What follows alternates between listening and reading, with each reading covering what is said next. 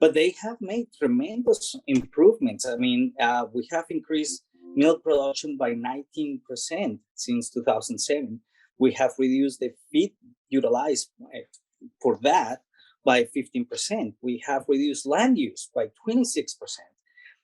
The greenhouse gas emissions have been reduced near 18%, 17 point something, and the water use reduced by 10%. So if we were to put these into context and make somewhat of an analysis, our production has continues to improve. We reduce the feed intake, but we can do some really important numbers here. For example, if I was to put the production or the reduction of feed by 15%, that equals to about 3,200 NFL football stadiums of amount of feed